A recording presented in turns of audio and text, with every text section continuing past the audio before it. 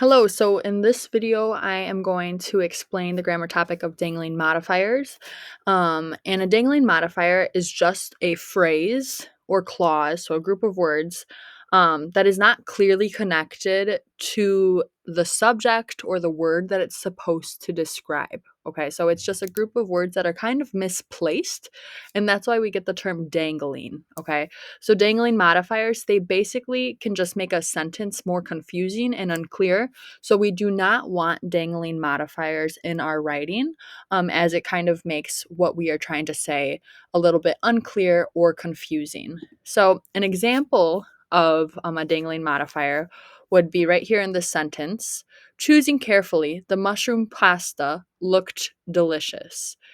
Choosing carefully coming right before the mushroom pasta makes it sound like the mushroom pasta was choosing carefully. However, right, as human beings with background knowledge and intelligence to kind of use context clues to decide on like what is really happening, we know that mushroom pasta cannot choose carefully.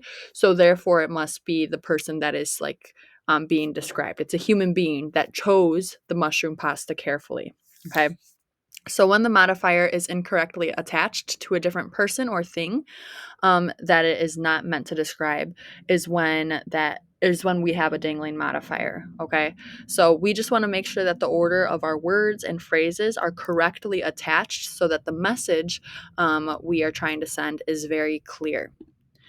We are going to go ahead and do some practice with this, right? So we're going to revise the sentence below to correct the dangling modifier. So that means we need to look at the sentence and we need to make sure that what we are trying to say is clear, okay? So filled with cream, covered in chocolate frosting, and dusted with sprinkles, you will enjoy this cupcake, right? So it's a little bit strangely worded. Go ahead and think and then write down how you would reword this and modify the sentence so that there would not be a dangling modifier. So, one way in which you can fix this, and as a reminder, right, English isn't always one answer that is correct, but more so, there's several different answers you can have for one thing. Okay, so one way we can reword this and have a correct sentence that is free of dangling modifiers would be: you will enjoy the cupcake because it is filled with cream, covered in chocolate frosting, and dusted with sprinkles. Now it's a lot more clear as to who is going to enjoy it and what is filled with cream, covered in chocolate frosting, and dusted with sprinkles. Okay, so this being reworded and removing the dangling modifier improves the clarity of the sentence. Let's go ahead and try the sentences below. So we have the first one: by taking care of myself, the flu never kept me from work this winter. Think about how you can reword that. And then the second one we have is carrying a heavy pile of books. Her foot caught on the step.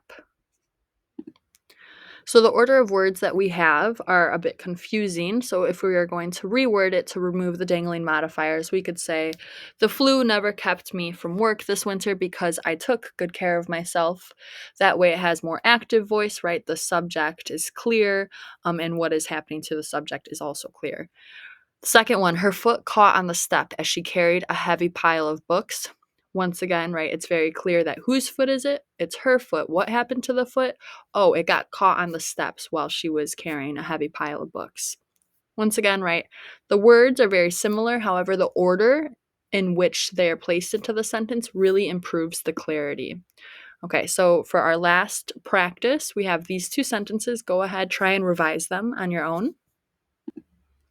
All right, so this first sentence, the way that it's written, it sounds like winter break is sleeping the entire 2 weeks, but once again, we know that that cannot happen.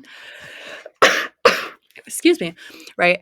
So we need to make sure that the subject is very clear. So if we go ahead and click play, right, my winter break was amazing because I slept the entire 2 weeks. The subject is very clear. And then same thing with the second one. Receiving a lump of coal, my stocking reflected my behavior this year. If we were to change that to my stocking reflected my behavior this year because it contained a lump of coal.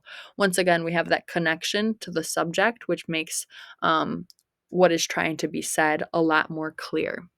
So once again, if we go back to that very first page, dangling modifiers are basically just phrases that are out of place and it messes with the clarity of what is trying to be said.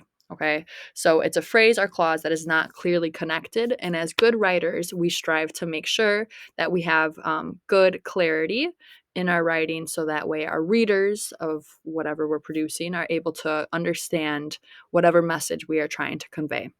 So, dangling modifiers, if you go to Quill, there is practice for you to continue practicing this skill. And if you have any questions, as always, you can feel free to ask me. Thank you.